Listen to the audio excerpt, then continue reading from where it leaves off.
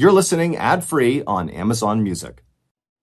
In mid-July 1977, a 38-year-old woman named Remy Chua was sitting in her living room talking to her husband when suddenly, mid-sentence, she stood up and said very robotically that she was going to go lie down for a while. Then she turned and walked away into a nearby bedroom. Sensing something was off with his wife, the husband got up and followed her. What he would see and hear in that bedroom over the next 30 minutes would not only scar him for life, but would also become some of the most infamous evidence ever used by police in a real murder investigation. But before we get into today's story, if you're a fan of the strange, dark, and mysterious delivered in story format, then you've come to the right podcast because that's all we do, and we upload twice a week, once on Monday and once on Thursday. So, if that's of interest to you, please ask the 5-star review button to play a game of Call of Duty with you, but just camp the entire time. Also, please subscribe to the Mr Ballen Podcast wherever you listen to podcasts so you don't miss any of our weekly uploads. Okay, let's get into today's story. It was 3 p.m. on Monday, February 21st, 1977, and Teresita Basa was feeling happy that her shift at North Chicago's Edgewater Hospital was over. She smiled and said goodbye to a couple of her coworkers as she closed her locker and shrugged into her winter coat. It was winter in Chicago, which meant the days were very cold and very short. That day, the sunset was barely after 5 p.m. But with her shift ending at 3 p.m., she'd be home by 4 p.m., which meant she'd still have a full hour of daylight before darkness fell over her adopted city. Already looking forward to that magical hour inside of her cozy 4-bedroom apartment, the slender 47-year-old woman from the Philippines made her way out onto the street and walked to the nearby elevated train station. A few minutes later, a train arrived and Teresita climbed on board. It wasn't rush hour, so there were plenty of seats to choose from. She found one she liked and she sat down right as the train began pulling out of the station. After putting her bag on the seat next to her, she turned around in her seat and put her fingertips against the window behind her, and even through her glove, she could feel how cold the glass was. Despite having lived in the United States for almost 15 years, there were times, especially in the winter, when she still felt surprised by how completely different Chicago was when compared to her hometown of Dumaguete, a city located 8,000 miles away on Negros Island in the southern Philippines. Here in Chicago, Teresita was surrounded by towering skyscrapers, and the average temperature in February hovered right around freezing. Back in Dumaguete, nicknamed the City of Gentle People, the temperature in February was hot, and the landscape was green and lush with lots of graceful Spanish-style architecture. But much as Teresita sometimes missed the Philippines and her family who still lived there, she was sure that if she had not come to the US, she never would have had a chance to achieve her dream. A dream that right now, Teresita felt was almost within her grasp. Much as she liked it, her current job as a respiratory therapist at the hospital was really just a means to an end, a way to pay her rent and to afford her beautiful piano that waited for her in her living room at home. She liked working with the patients, diagnosing and analyzing lung function, and then helping the doctors create treatment plans and prescribe interventions and medications. But this job was not why Teresita had left her home in the Philippines and come to America. She had come to America to pursue her lifelong passion, music. As a young child, Teresita begged her parents for piano lessons, and when they relented and let her have piano lessons, she was over the moon and played piano basically all the time. And when she wasn't playing the piano, she was marching around her home, humming along to the notes of the music in her head. Once Teresita had finished high school, she had been among the very small percent of women in her town at that time, it was the late 1940s, early 1950s, to go on to university in the Philippines' capital city of Manila. And after graduating from there, Teresita became part of an even smaller percentage of women who went on to get their master's degree. This time, Teresita would leave the Philippines to attend Indiana University in the United States. By the time she was enrolled at Indiana University, Teresita had decided that she would become a music teacher, not a concert pianist, which had been her original intended career path in music. Although when she got to Chicago, she would become a member of a very serious musical band called the Five Mahoganies Plus One that performed for large paying crowds. After getting her master's degree in Indiana, Teresita had moved north to Chicago, where she got her job at the hospital, and she enrolled at Chicago's Loyola University to get her doctorate in music. Her hope was that afterward, she would be hired by Loyola University and would become a professor of music, thereby fulfilling her dream. As the train she was on rattled down the tracks, inside her gloved hand pressing against the window, Teresita could feel the beautiful pearl cocktail ring her mother had given her the last time she had come to visit in Chicago. The ring had been a gift to Teresita's mother from Teresita's father, a wealthy judge, who had bought the jewelry for his wife while visiting France. Before returning to Dumaguete after that last visit, Teresita's mother had pressed the ring, along with a heavy jade pendant and a few other pieces of jewelry, into her daughter's hands, telling Teresita to wear them, and when she did, to think of her parents and how much they loved her. Teresita was an only child, and she knew full well just how much her mother and father had hoped she would return to the Philippines. Teresita understood that this gift of jewelry was her mother's way of telling her that her parents had finally accepted Teresita's decision to stay in the United States. Even though her mother's eyes had been filled with tears when she gave the jewelry to her daughter, Teresita knew how proud her parents were of her accomplishments and her determination to be self-sufficient and independent. As the train finally came to a stop at the station, located just 4 blocks from her apartment building, Teresita grabbed her bag and then pulled her coat tight around her. She stood up and then headed out the train doors into the cold. By the time she reached her apartment building, Teresita had already planned out how she would spend her evening. She would practice piano, and then she would spend some time on her doctoral thesis and on the book she was writing about music composition and theory. She was also hoping to call a few people who might be interested in buying tickets to the next performance of her band, the 5 Mahoganies Plus One, and maybe she'd give her cousin a call too. Her cousin had actually also immigrated to the Chicago area from the Philippines, and so the two often chatted on the phone, enjoying a rare chance to speak in their native tongue, Tagalog. After getting off the elevator on the 15th floor, Teresita turned and began walking down the hallway toward her apartment, which was number 15B. Once she reached her door, she unlocked it with her key, she stepped inside, and she closed the door behind her.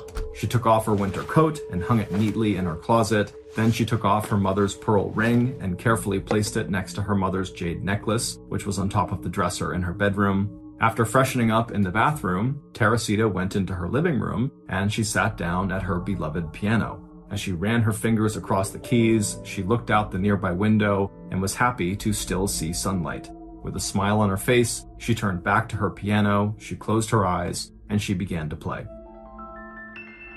A few hours later, at around 8 p.m. that evening, Teresita heard a quiet knock on her front door. She set aside the work she had been doing on her doctoral thesis and walked toward the front of her apartment. When she reached the door, she called out, "Who's there?" When she got the answer, Teresita smiled, undid the lock and deadbolt, and then invited her guest inside.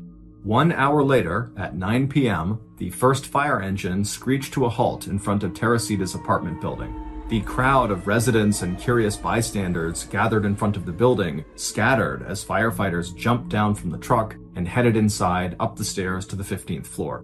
20 minutes earlier, the building's janitor had called 911 to report that residents had smelled and seen smoke coming out from under the door of apartment 15B. And sure enough, when firefighters arrived on the 15th floor, they saw thick curls of smoke pouring out from under that apartment door into the hallway. The janitor ran up and used his key to unlock 15B's door before turning and running back down the hall to the stairwell. With the door unlocked, the firefighters made entry.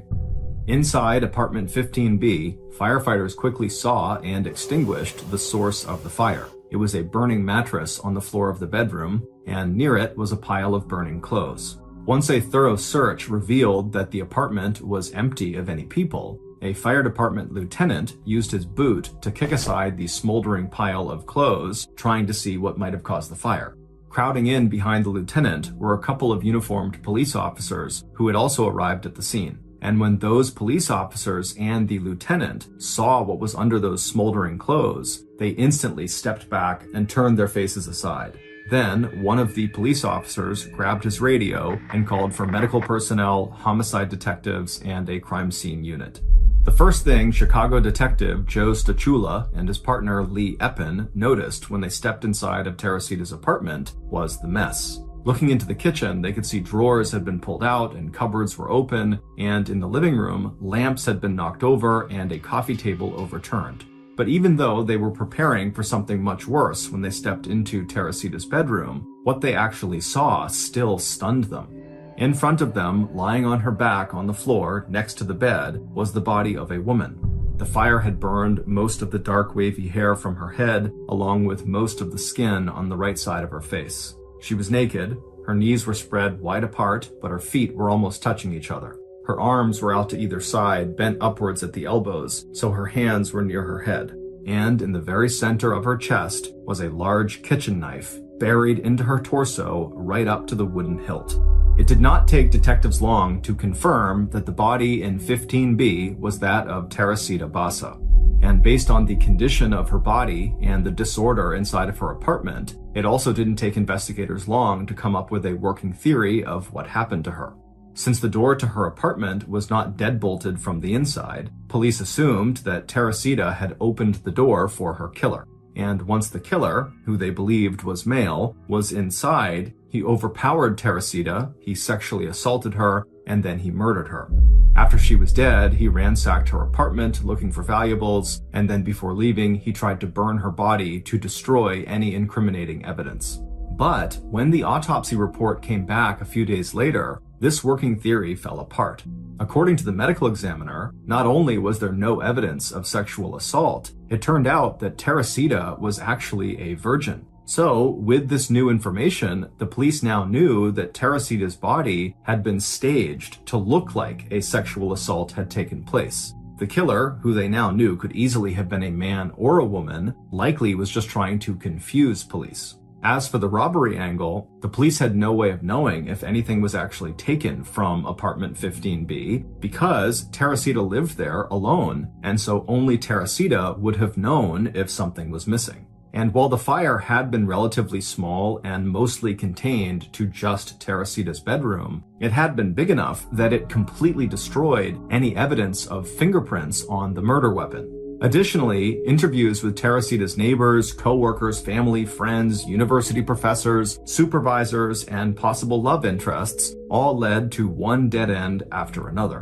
While Teresita occasionally entertained male visitors and went out on a few dates, there did not appear to be any serious boyfriends in her life. 10 years earlier, Teresita had fallen in love with a man from Chicago, but on a trip home to the Philippines to meet her family, the man had turned up drunk and naked in the city's red light district with a teenage girl on his lap.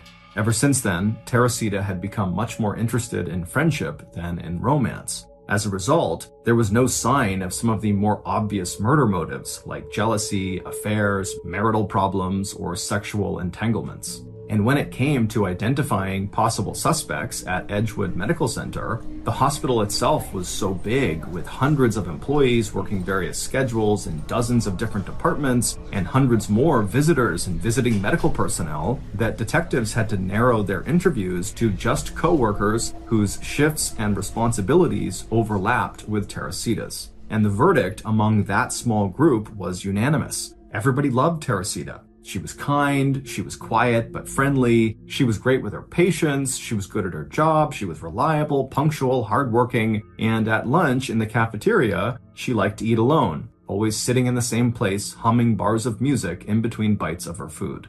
Teresita's neighbors on the 15th floor of her apartment building didn't have anything to add either. They said Teresita did periodically have guests at her apartment, but on the night of her murder, no one on the floor had seen anyone enter or leave Teresita's apartment. By the end of April, 6 weeks after Teresita's murder, detectives Stachula and Eppen had gotten virtually nowhere on the case. However, they did have two viable leads. The first lead had to do with a phone call Teresita received on the night of her murder. Teresita's friend, Ruth Loeb, called her around 7:30 p.m., and the two women chatted for about 20 minutes. Ruth would tell the detectives that on this call, Teresita mentioned that she was going to have a visitor over that night, and Ruth would recall actually hearing a man's voice in the background of Teresita's apartment toward the end of their phone call. However, Teresita didn't say who this male visitor was, and Ruth didn't recognize the voice. 1 hour after Ruth and Teresita hung up their phones, authorities would discover Teresita's body. This meant Teresita had been killed right after her call with Ruth. This also meant that Teresita's unknown male visitor that night had most likely been her killer. The second lead detectives had was a cryptic note that Teresita had written in her personal diary. It just said, "Buy tickets for A.S." But to that point, police had not come across anyone or heard of any friend or acquaintance of Teresita's with the initials A.S., so they had no idea who this A.S. person was. But despite these promising leads, detectives continued to hit dead end after dead end in their investigation. And so by the summer of 1977, Teresita's murder seemed destined to go unsolved. However, that would not be the case, because something incredibly unusual and downright disturbing was about to happen that would lead the detectives to the killer. Not long after Teresita's murder, one of the other respiratory therapists at Edgewater Hospital began to act very strangely.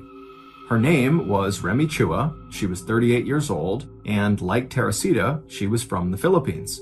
Remy didn't work the same shift as Teresita, and so she had very little interaction with her and didn't know her well. But, according to Remy's co-workers, following Teresita's death, Remy began using Teresita's locker at work, and she also began to sit in the exact same seat in the cafeteria that Teresita would always sit at. Remy even began to hum as she sat there alone and ate her lunch, just like Teresita had. Remy also began to talk at length about a brand new interest she had, music.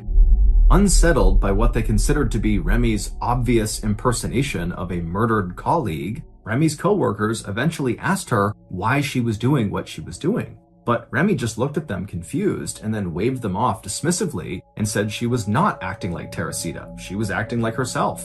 Eventually, when Remy's behavior didn't stop, a few of her coworkers complained to their supervisor. And when the supervisor approached Remy and told her about her coworkers' complaints, Remy became furious and aggressive. And in fact, her outburst got so out of hand that the supervisor wound up firing her. When Remy arrived home that day, she was still very upset. Her husband, Dr. Jose Chua, who was a surgeon in Chicago, not at Edgewater but at another hospital, instantly noticed that his wife looked distraught. So he asked her to come sit down with him and tell him what was wrong. So Remy walked into the living room, she sat down in a chair, and then she began to tell her husband a sort of distorted version of what had happened. She told her husband not that she was just fired, but rather that her job had just been canceled, and so now she was out of work. Remy didn't mention anything about her mimicry of Teresita Basa and how that had actually led to her job loss. Now, at this point in the story, you need to understand that Dr. Chua had no idea that there were any strange things happening with his wife. She seemed totally normal to him up until she had come home upset. Also, at this point, Dr. Chua had never heard the name Teresita Basa before. He had no idea who she was, or that she had worked with his wife at the hospital, or that she had recently been killed. So, when Dr. Chua's wife suddenly stood up from her chair in the living room mid-sentence and just said kind of robotically that she was going to go lie down for a while, Dr. Chua had no idea that he and his wife were about to get drawn into one of the most bizarre and unlikely murder investigations in American history.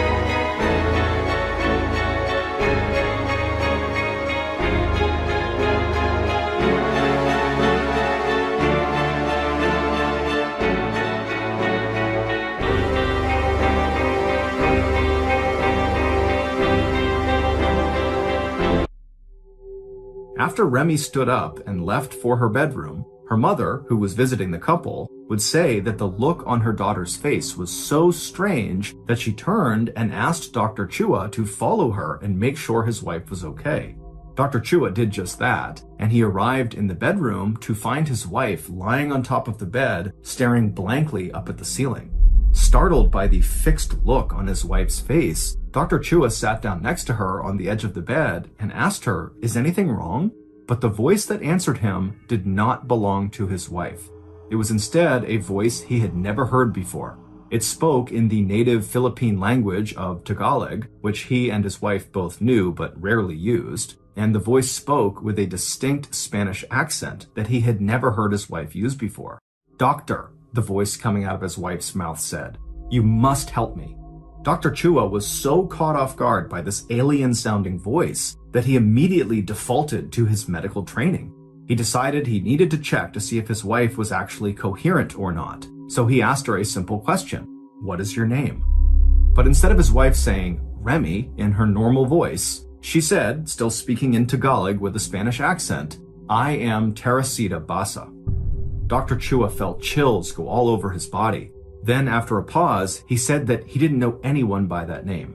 When his wife just lay there motionless, still staring up at the ceiling, Dr. Chua broke the silence and said, "Well, what do you want?" The voice responded immediately. She said she had been murdered and she wanted to tell the doctor the name of her killer. Dr. Chua was at a complete loss. Nothing in his medical training had prepared him for what he was experiencing. And so he just started stroking his wife's arm and telling her that everything was okay and to relax and that she needed to wake up now and come back to him. But as he tried to kind of calm his wife down, the voice coming out of her mouth only became more insistent. It told Dr. Chua the first and last name of her killer. Then the voice gave very specific details of her own murder. The voice said that her killer had arrived alone at her apartment around 8 p.m. on the night of Monday, February 21st, and that she, Teresita, had let him in because he was a friend. But this friend, once inside of her apartment, had stabbed Teresita and killed her. In all, Remy's apparent trance lasted for about 30 minutes. When she came to, she began glancing around the room wildly when she saw her husband sitting on the bed next to her looking gravely concerned, and her mother standing in the corner looking horrified. Remy asked, "What's going on?" Dr. Chua gently asked his wife if she remembered anything that had just happened. Puzzled, Remy shook her head no, and said that the last thing she remembered was sitting in the chair in the living room, and that she had no idea how she got to this bedroom. Dr. Chua, who was very rattled by what he had just experienced, took a deep breath and then tried to explain to his wife everything that had just happened in that bedroom. When Dr. Chua asked Remy if she knew this woman, Teresita Basa, Remy, who was now visibly shaking, told her husband that she did. Teresita was a woman she worked with at the hospital and that she had just been killed. But Remy said she barely knew her, they were just acquaintances. However, as she told her husband this, Remy suddenly remembered something that happened to her 2 weeks earlier that she had tried to forget about, but now she couldn't help but bring it up. Remy said 2 weeks earlier, she had gone into the break room at the hospital after a long shift to take a nap, and just seconds after closing her eyes, she felt a presence in the room with her. Thinking one of her coworkers must have silently stepped into the room, she was horrified when she opened her eyes, and there, standing right in front of her, staring down at her, was the recently murdered Teresita Basa. Remy was so instantly terrified that without making a sound, she just leapt to her feet and ran out of the room and down the hallway. After a few seconds, she stopped running and she turned around, but Teresita wasn't there anymore. With her heart still pounding, Remy told herself that she must have just imagined seeing Teresita, that was all just a dream. But she couldn't shake the image of Teresita standing there staring at her. It felt so real. Terrified and embarrassed, she had decided not to tell anyone about seeing the ghost of Teresita until now. After hearing this story, Dr. Chua told his wife that, of course, that must have just been a dream. Don't worry about that. I'm sure that's nothing. But deep down, he was frightened too, and couldn't understand how that could have happened just 2 weeks ago, and now they're in this bedroom dealing with this trance scenario that involves Teresita. Shifting the conversation back to reality, Dr. Chua asked his wife if she recognized the name of Teresita's killer. The voice had repeated the name several times, and Remy would say, yes, she did know who that person was. But ultimately, the Chuas decided that they could not possibly go to the police with any of this information. How could they explain to police how they got it? They'd look foolish or crazy or even suspicious. So the couple just kind of went on with their day and acted like Remy's trance had never happened. Then, that night, Remy got a telephone call. Dr. Chua, who was standing nearby when his wife answered, could hear a man's voice on the other end of the line. His wife only managed to say a few words before hanging up the receiver, but when she turned back to her husband, her face was pale. She told him that it was someone from work whose voice she didn't recognize, but the man had just threatened her and told her that he was, quote, going to get her next. Again, out of fear, the Chuas decided not to go to police. 2 days later, while Remy was on the phone talking to a real estate agent standing near where her husband was sitting, Remy suddenly dropped the telephone receiver and stood awkwardly still and went into another trance. Again, the voice that came out of Remy's mouth was not her own. It was the voice that claimed to be Teresita. And this time, the voice was even more insistent. You must help me, doctor, she pleaded. You are the only one who can help find my killer. You must go to the police with everything I've told you. The voice went on to tell Dr. Chua not to be afraid, that he would not get in trouble for coming forward with this information, that Teresita would protect him and his family.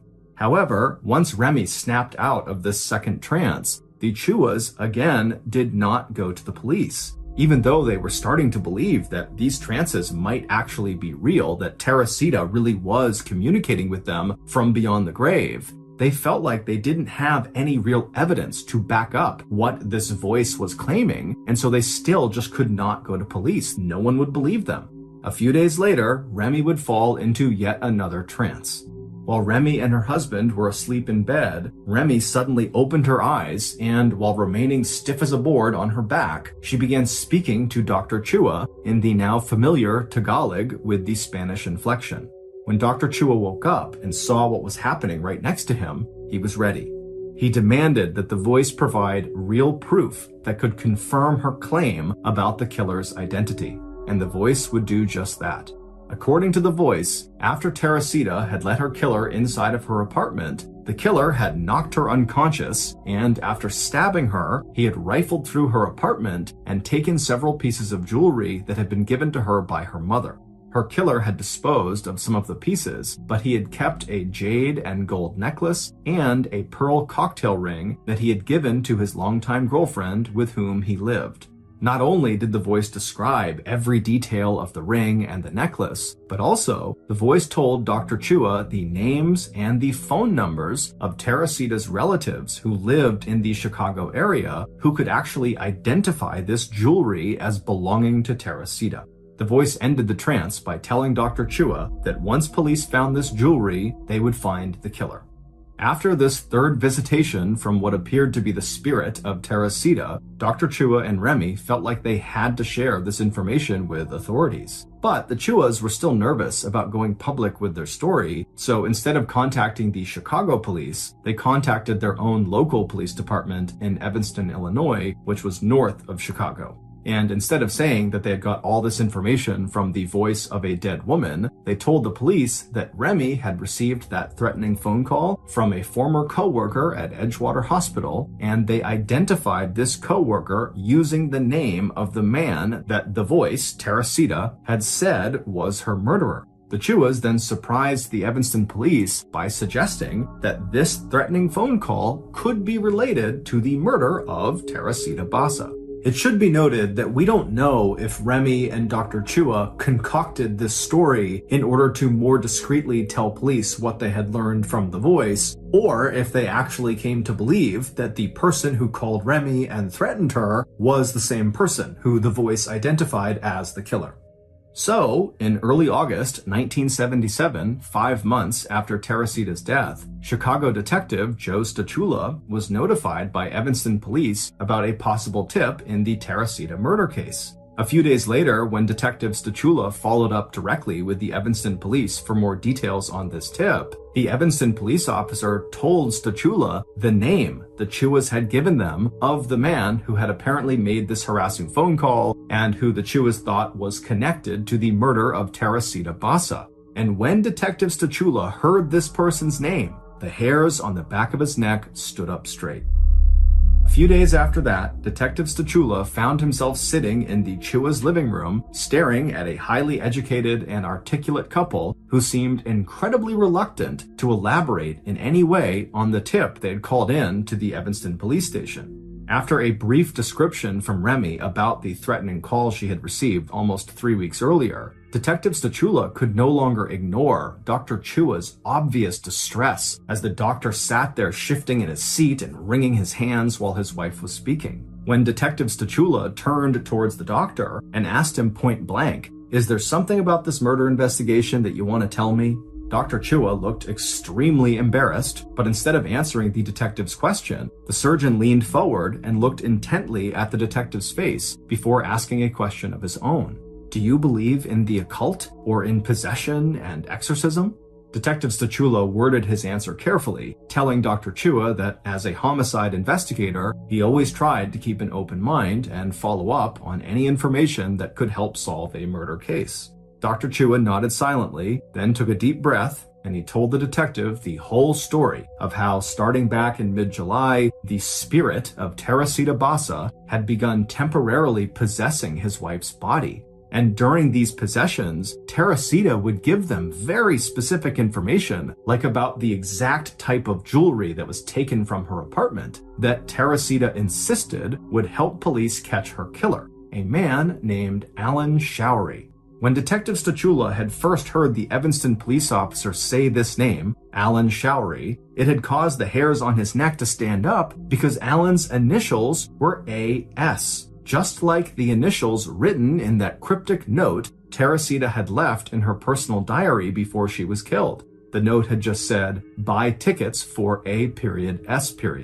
When Detective Stachula asked the couple if they knew anything about this Alan Showery person, Remy said Alan was a 31-year-old respiratory technician at Edgewater Hospital and he was friends with Teresita. However, it would turn out he was one of the employees at the hospital who was not originally interviewed by police because his shifts did not overlap with Teresita's.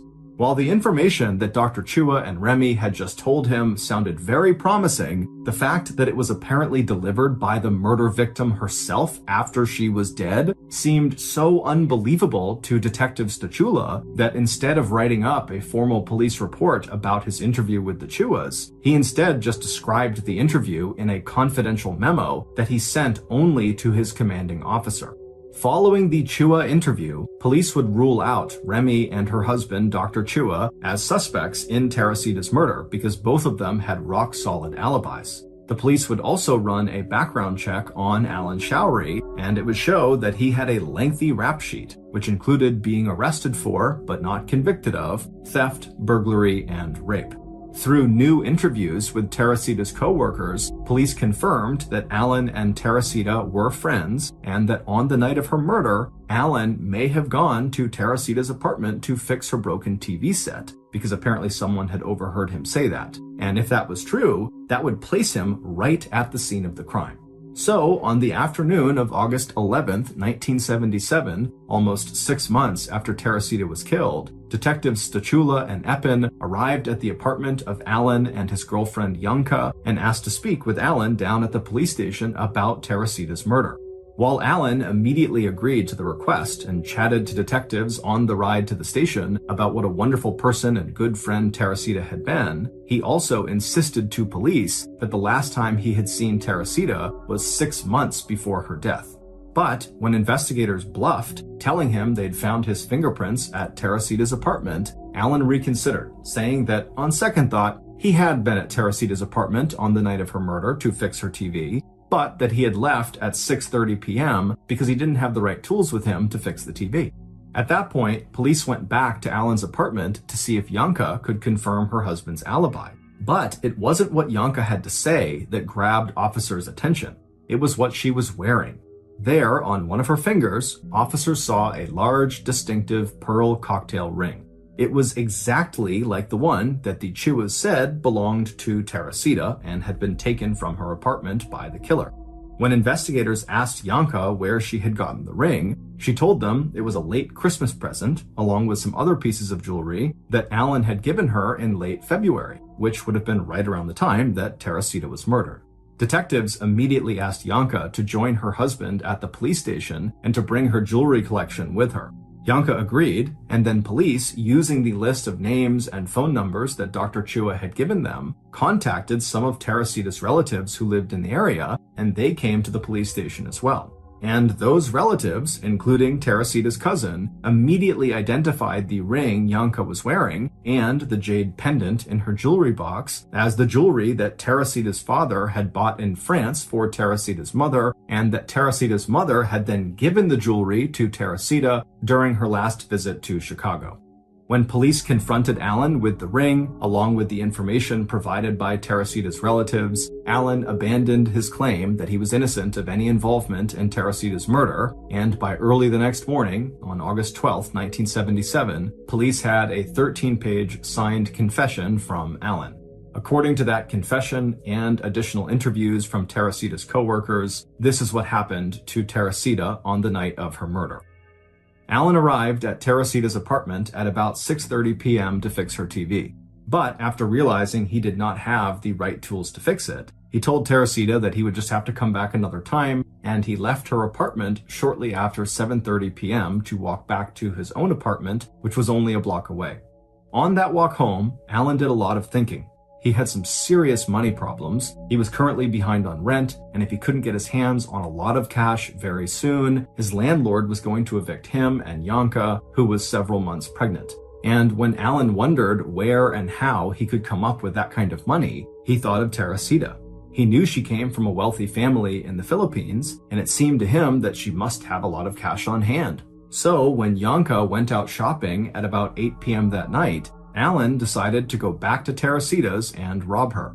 When Teresita heard that knock on her front door at about 8 p.m., she was sitting at her table, busy working on her doctoral thesis. When she heard Alan's voice on the other side of the door, saying he'd come back with the right repair tools, she quickly undid the deadbolt to welcome him inside.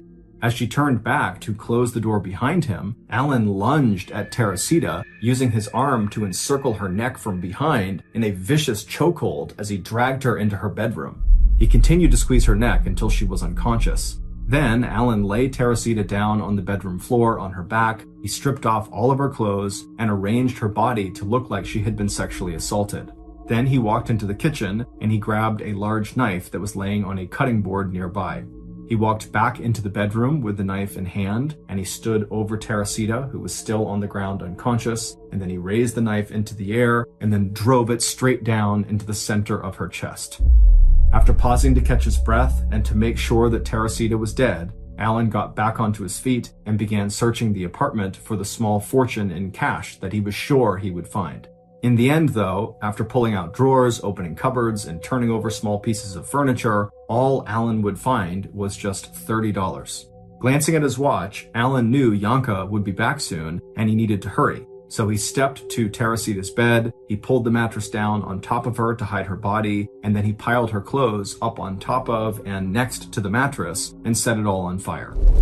On his way out of her bedroom, he gathered up the jewelry that he found on top of her bedroom dresser and inside her small jewelry box. Then he let himself out the front door and slipped down the hallway to the elevator and then back out to the street where he breathed in fresh, cold winter air. In his confession, Alan was convinced that Teresita never felt a thing after she lost consciousness, meaning she did not feel the knife being plunged into her chest that killed her. However, we have no way of knowing if that's actually true. 17 months after Teresita's murder, on Friday, January 27, 1979, the judge overseeing the Alan Showery murder trial declared a mistrial when the jury of 8 men and 4 women reported that they were hopelessly deadlocked and unable to reach a unanimous verdict of either guilty or not guilty. The trial itself, dubbed the Voice from the Grave trial, had been an 8-day-long national media sensation, with Allen's defense team calling into question any charge that was based on information delivered to police by Teresita's ghost. The prosecution argued that the source of the information that police got from the Chuas was immaterial. The only thing that mattered was whether the information was accurate. And even though Allen would later recant both his oral and written confessions, police said that the hard evidence they had collected proved that he was, in fact, Teresita's killer. Allen's lawyers were ecstatic when the judge declared a mistrial. They had poked so many holes in the Voice from the Dead story that they told Allen that he was sure to get a not guilty verdict in his new trial. They had also proved that Remy was an unreliable witness, that she had, in fact, known Teresita much better than she had originally told detectives, maybe even well enough to know details about what jewelry Teresita owned and the names of Teresita's relatives. But 3 weeks later, on February 22nd, 1979, almost 2 years to the day that Teresita was killed, Allen Showery surprised the world by changing his story yet again. This time, against the advice of his legal team, Allen changed his plea to guilty in the murder of Teresita Basa.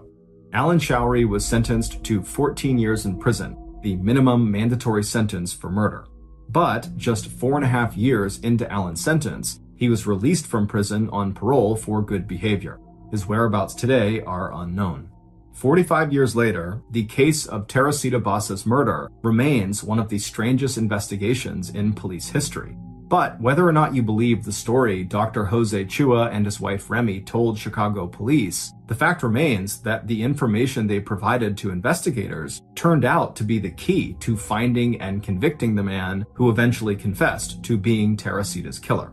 Also, as a final piece of information to think about, buried in the interview notes amongst the dozens and dozens of interviews police conducted with Edgewater Hospital employees, there are 3 different accounts from employees who all claim the same thing, that they came face to face with an apparition that looked like Teresita, who pleaded with them to help bring her killer to justice.